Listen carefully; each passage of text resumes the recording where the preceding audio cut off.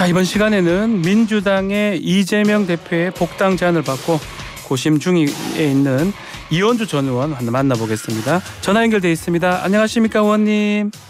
네, 안녕하세요. 네, 바로 한번 질문 드려보겠습니다. 복당을 이재명 대표가 왜 이원주 전 의원한테 제안을 했을까요? 그 배경이 뭡니까? 제가 듣기로는요. 네.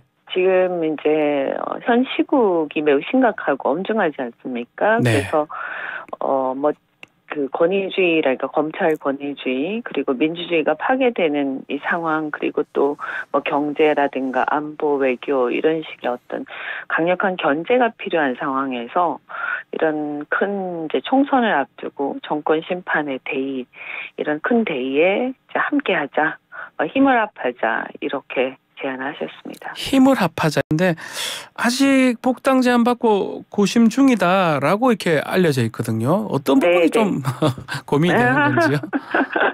아니요, 저는 이렇게 조급할 필요는 없지 않는가 이런 생각하고요. 예. 그래서 몇 가지 이제 고민 지점이 있는데 또 당에 대해서 민주당에 대해서 혁신도 요구하고 있고요.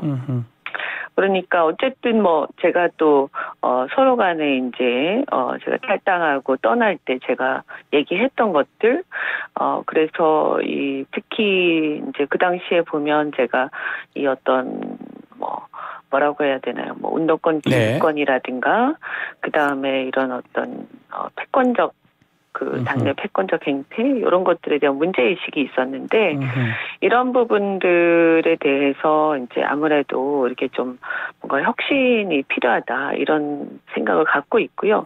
저도 근데 또 한편으로는 이제 문자 폭탄 제가 막 3만 개씩 받고 이러다 보니까 아, 그렇습니까? 네, 또 저도 굉장히 상처를 많이 받았기 때문에 그런 근데 그 정권 심판이라든가 이런 어떤 민주주의 지키자는 그 대의 앞에서는 그런 걸 털고 가야 된다라는 거에 대해서 저도 공감을 하죠. 그래서 그런 부분들은 이제 서로 간에 저도 또 그러다 보니까 말을 좀 심하게 한 것들도 있었을 거고요.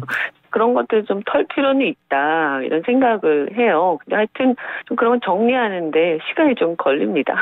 그 복당 제안 이후에 요즘은 좀 응원 문자가 옵니까? 당원이나 지지자들은 보니까 응원 많이 하시는 것 같고요. 그래서 왜 빨리 결정 안 하냐 막 이렇게 얘기들 많이 하시는 것 같고, 또 한편으로 이제 제가 이제 어떻게 보면 저는 약간 민주보수 성향이거든요. 그렇죠. 그러니까 이제 이런 비슷한 성향을 가진 분들, 우려하는 분들도 계시고요. 그래서 어떻든 저는 제가 볼 때는 이 민주보수 성향의 사람들이 정권 심판의 대의에는 다 공감을 하시는데 그럼에도 불구하고 이거 투표로 연결이 돼야 되지 않습니까? 그렇죠. 근데 이제 현실적으로 제일 야당은 민주당인데요. 그분들이 생각하는 이제 민주당에 대해서 조금 우려하는 것들이 있거든요. 그래서 지난 정권에서의 어떤 실정에 대한 실망들도 있었고요. 이제 이런 것들이 극복이 될 수 있겠냐. 근데 제가 볼 때는 그런 게 극복이 되고 또 어떤 완전히 극복은 안 되더라도 그런 어떤 극복하는 방향으로 혁신하는 방향으로 나아간다면 결국에는 그것이 그런 어떤 정권 심판의 생각은 있지만 투표해야 되나 제1야당에게 이렇게 아직 주저하는 사람들에 대해서는 어떻게 보면 좀 그런 문제의식을 해소하는 방향이 될 거기 때문에 어떻게 보면 저하고 그 정서가 비슷하지 않습니까? 네. 그래서 그런 분들에 대해서 어떻게 이렇게 그 확신을 주고 또 이 함께 할 수 있을 것인가? 저도 고민하고 당에 대해서도 이렇게 민주당의 어떤 좀 더 다양한 목소리 담을 수 있는 방향들 그리고 혁신, 과거에 대한 어떤 좀 더 성찰과 미래에 대한 어떤 개혁 이런 것들을 저도 요구를 하고 있고요. 근데 서로 이렇게 좀 맞춰야 될 부분들이 있겠죠. 네. 고민 언제 끝날 것 같습니까? 시간 끌면 좀 안 되는 거 아니냐 이런 얘기가 있어서요. 글쎄요,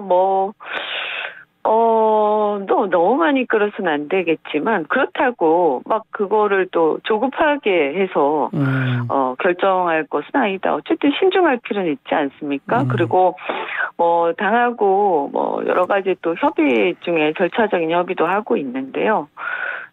이런 부분들은 이제 조금 제 입장에서는 굉장히 중요한 결심이기 때문에 네. 조금 심사숙고하고 있습니다.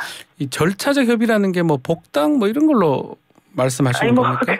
그런 실무적인 것보다는 예. 어떻든 지역구 출마 이런 것도 뭐 포함이 되는 겁니까? 그런 얘기도 해야 될 거고요. 그다음에 지금 다 얘기할 수는 없겠지만 어쨌든 아까 드린 것처럼 조금 이제 이 민주당에 대해서 그 당시에 이제 굉장히 그 상처받았던 것들 서로 간에 네. 이런 것들은 조금 이렇게 다시 한번 생각도 해보고 또 제가 성찰할 건 성찰하고 또 당이 혁신할 건 혁신하고 이런 것들에 대해서 서로 또 공유를 좀 해야 되지 않겠습니까? 그죠? 네. 그런 부분들이 좀 문제가 될 것이다. 그래서 저는 궁극적으로는 네. 그런데 그것이 서로 굉장히 큰 도움이 될 수도 있다. 잘 해결이 되면 그죠? 네. 그래서 당이 이제 바람직한 방향으로 가고 또 이런 중도층이라든가 민주 보수 이런 성향을 가진 사람들이 민주당에 대해서 이렇게 좀 신뢰를 또 회복하게 되는 그런 계기가 될 수도 있으니까 잘 해보겠습니다. 그 이준석 기억신당하고 같이 좀 하자 이런 얘기도 있었던 것 같은데 그냥 응원하는 입장에서 거쳤다고 하셨잖아요. 그 이유는 뭐라고 봐야 됩니까? 그때 톡쇼 하고 나서 그 이후에 사실은 당과 관련된 창당과 관련된 그런 소통은 상세히 없었고요. 네. 그래서 특별히 이렇게 어쨌든 그런 와중에 이제 어쨌든 그 민주당에서 제안을 받은 거고 지금은 또 제안을 받았으니까 그 생각을 하고 있는 거고요. 네. 이준석 그 신당에 대해서는 저는 어쨌든 정치권에 세대 교체가 좀 필요하다. 민주당에 대해서도 그 얘기를 계속 하고 있는 거. 과거에 이제 문도권 86에 대해서 제가 비판적 시각을 가지고 세대 교체를 계속 요구를 했던 것처럼 예. 지금 정치권 전체에 대해서도 세대 교체가 좀 필요하다. 단지 그냥 물리적 생물학적 세대 교체가 아니라 세계관의 세대 교체. 세계관의 교체가 좀 필요하다라는 생각을 저는 강력하게 갖고 있거든요. 네. 그래서 그분들 응원하는 이유는 그런 거고요. 다만 거기서 이제 같이 창당 작업을 하고 이 벤처를 같이 한다는 것은 상당한 어떤 의기투합이 필요하지 않습니까? 네. 네, 그 정도까지 아직 못 나간 거죠. 네. 자, 지금 말씀하신 것 중에 586 그 민주당 그 의원들 출마를 좀 더 하려고 하고 아직 불출마 별로 없거든요. 그런 부분은 한동훈 위원장하고 좀 의견이 비슷한 겁니까? 저는 한동훈 위원장 생각은 잘 모르겠어요. 네. 근데 그 국민의힘의 문제 제기하는 부분들 그 부분들이 국민들한테 먹히는 부분이 있으니까 계속 주장하는 거 아니겠습니까? 그죠? 네. 저는 특히 그 부분이 무당파라든가 제가 방금 얘기한 민주보수층을 겨냥한 거라고 생각하거든요. 그래서 선거에서 승패가 결국에는 그 층을 어떻게 흡수하느냐에 달려있다고 생각을 합니다. 네. 그러니까 아마 그 주장을 할 텐데 다만 제가 얘기하는 것은 현재 이제 살아있는 권력은 사실은 그 과거의 문재인 정권은 이제 죽은 권력이고 네. 지금 살아있는 권력은 윤석열 정권이지 않습니까? 근데 이 윤석열 정권에 대해서 사람들이 생각하는 정권 심판에 여러 가지 이유가 있겠지만 특히 이 권위주의, 검찰 권위주의적 행태 네. 민주주의가 파괴된 행태라든가 여러 가지 문제들 우리 시대에 맞지 않는 착오적 행태들을 지적들을 많이 하시는데 저는 한동훈 위원장은 우선은 그러한 국민들의 문제의식 먼저 답을 해야 될 거라고 생각하고요. 운동권에 대한 문제의식도 여전히 있습니다만 우리 네. 사회에 그렇다고 해서 이제 운동권이 과거에 민주화 운동을 했던 정치적 자산까지 부정하거나 음흠. 무조건 이제 검찰 기득권 세력이 거꾸로 운동권 기득권을 비판하는 것은 조금 저는 이 도에 맞지 않다라는 아하. 생각을 하고 있습니다. 물론 그 부분도 그러나 결국에는 우리 사회가 극복해야 될 부분인 것은 맞습니다. 자, 지금 말씀대로 한동훈 위원장 얘기를 좀 더 이어가면 윤석열 대통령하고 한동훈 비대위원장 그 갈등 사태 지난주에 있었는데요. 의원님께서는 이게 한 위원장의 굴복이다 이렇게 말씀을 하셨어요. 그렇게 보는 이유가 뭡니까? 그냥 그 사진 한 장에서 보여준다 이렇게 보고 있습니다. 인사 그냥 국민들이 사진. 뭐 일반 네. 국민들이 정치 고관여층처럼 굉장히 자세하게 보지 않거든요. 네. 그러니까 이제 뭐 약간 뭐 무관심층이랄까요? 그런 이제 무당파나 이제 저처럼 약간 이렇게 제 주변에 그런 그 정치 크게 아주 자세히 알지 못하는 사람들이 볼 때는 그냥 그 사진 자체가 또 위계 상하관계를 보여주지 않습니까? 상징적으로. 예. 그래서 일단 거기서는 굴복한 걸로 보이는 거죠. 그리고 저는 한동훈 위원장이 지금 이 시점에서 가장 크게 만약에 뭔가 이렇게 윤석열 대통령 극복했다라고 얘기가 되려면 특검법을 받는지 안 받는지가 관건이라고 봅니다. 특검법이 가장 중요하다. 예. 그게 본질이죠. 뭐 여러 가지 다른 것들이 있지만 일종의 김건희 게이트에 대한 의지, 그것을 해결하겠다는 의지, 그리고 어떤 헌법 정신을 지키겠다는 의지가 자신의 어떤 그동안의 윤석열 대통령과의 관계, 상하관계 이런 것들보다 강력한가? 이걸 상징적으로 보여주는 것이고요.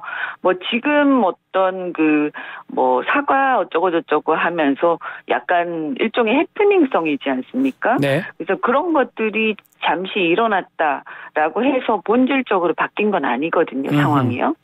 네, 그래서 결국에는 그것으로 평가하게 될 것이다. 그럼 특검법을 만약에 한동훈 위원장이 이걸 받으면 굴복은 아니다 이렇게 해석을 해야 되겠네요. 뭐 이제 조금 유의미하게 볼 수가 있겠죠. 의미를 둘 수가 있다. 네. 자, 특검법 말고도 지금 뭐 명품백 관련해서 야권에서는 여권이 이게 사과하면 모든 게 정리될 것처럼 이 프레임을 만들어 간다 이런 얘기를 또 하고 있긴 하는데 이 명품백 얘기는 어떻게 보고 계십니까? 제가 몇 군데 방송에서도 말씀을 드렸는데요. 이 사안은 이제 이미 사과가 아니라 수사의 대상이 되었다. 네. 아까 제가 게이트 말씀드렸지만 이미 리스크가 아니라 김건희 리스크가 아니라 김건희 게이트 수준이 되었다라고 보거든요. 아하. 그래서 이게 뭐냐면 단순히 이제 이 백 자체도 청탁금지법 또는 이 대가관계 여부에 따라서 뇌물로까지 수사가 될 수 있는 혐의가 있을 수 있는 그런 사안에 이고요. 국민들이 볼 때도. 그래서 이런 사안을 우리 국민들 중에 누가 저질렀을 때 그때 이렇게 사과하면 넘어가는 국민들이 있습니까? 없잖아요. 네. 그죠? 그래서 김건희 여사라고 예외가 될 수는 없다라고 보고요. 이것만 있는 게 아니라 사실 국민들의 뇌리 속에는 대선 때는 뭐 주가 조작 이런 것도 그냥 넘어갔지만 그 이후에 보니까 대통령 주장대로 4천만 원 손해가 아니라 뭐 23억 정도 이렇게 장모와 함께 이득을 봤다 이런 사실이라든지 여러 가지 의구심이 일어나는 사실들을 재판 과정에서 국민들이 지켜봤고요. 그래서 수사가 필요하다 이런 생각들을 다수가 하고 있고 분명히 그다음에 또 이후에 뭐 양평 고속도로 문제라든가 여러 가지 부적절한 처신들이 있었는데 이런 문제들이 전부 다 하나하나가 헌법 정신 또는 우리 국민의 어떤 국민 주권이라든가 민주공화국에 대한 이런 어떤 그 정신에 비춰봤을 때 문제의식이 굉장히 심각하게 있는 거죠. 자, 한동훈 위원장 얘기를 좀 더 해보면 최근에 여론조사를 보면 이 대통령 충돌 이후에 좀 더 한동훈 위원장에 대한 긍정평가가 높아지는 모양새거든요. 한동훈 시간이다 이런 얘기도 있는 것 같고 한동훈 효과가 좀 더 이어질 것 같습니까? 어떻습니까? 뭐 일단은 어쨌든 이렇게 뭔가 신선하게 보는 시각은 조금 있는 것 같고요. 다만 이제 이런 게 있어요. 이렇게 여론조사나 뭐 이런 것들에서 이렇게 다 같이 놓고 지금 현재 중요한 것은 윤석열 정권 하에 지금 우리가 총선을 앞두고 있고요. 네. 그리고 남아있는 임기가 한 3년 이상 되지 않습니까? 그렇죠. 그죠? 이런 상황에서 지금 이제 앞으로 선출되는 국회의원들은 남아있는 그 3년 이상의 임기, 대통령 임기에 대해서 윤석열 정권을 견제를 좀 더 할 거냐, 아니면 좀 더 지금 현재 상태를 더 많이 지지해 줄 거냐, 이것을 결정하는 중간평가이기 때문에 한동훈 위원장에 대해서 뭐 어떤 비토와 호감 이런 정도가 뭐 그렇죠. 나중에 뭐 어떻게 될지 모르겠지만 총선에 크게 결정적인 영향을 미치기는 어려울 것이다. 본질이 아니기 때문에 네. 거기다가 어차피 총선에서 패배를 하게 되면 한동훈 위원장도 책임을 질 수밖에 없는 위치에 있지 않습니까? 그래서 결국 이것은 윤 대통령에 대한 국정평가, 그러니까 중간평가 결과에 연동되어 있는 것이죠. 네. 그 앞으로 뭐 공천도 남았는데 또 일각에서는 이른바 박근혜 비대위, 예컨대 박근혜 전 비대위원장하고 이명박 대통령 갈등, 또 김영삼, 이해창 이렇게 비교하는 보도들이 있는데 그렇게 보십니까? 윤석열 대통령하고 한동훈 위원장. 아까 지금 말씀드린 것처럼요. 네. 그분들 같은 경우에는 이제 두 가지 차이가 있어요. 뭐 노무현이 아니라 노태우 얘기도 하지 전두환 않습니까? 노태우. 그죠? 네. 노태우 대통령. 근데 이런 것들은 이제 대개가 정권 말기에 나온 현상이거든요. 그러니까 사람들이 그것을 분명히 이제 정권이 이제 끝나가고 이미 끝났고 이후에 이제 다음 정권, 그러니까 미래 권력에 대해서 염두에 두고 이제 선거를 하는 그런 상황이었고요. 네. 그다음에 그래서 이제 그 정권 자체가 실질적으로 많이 넘어가 있는 상태고, 지금은 엄연히 윤석열 대통령 3년 이상 남아 있고요. 그래서 모든 결정을 그분이 하시고, 그러니까 그 사진도 나오는 거 아니겠습니까? 네, 그래서 그것은 뭐 그냥 우리가 보기에 여러 가지 이벤트라든가 사진, 여러 가지 뭐 어떤 연출에 의해서 우리가 잠시 착각할 수도 있지만 엄연한 본질은 그것이다. 상황은.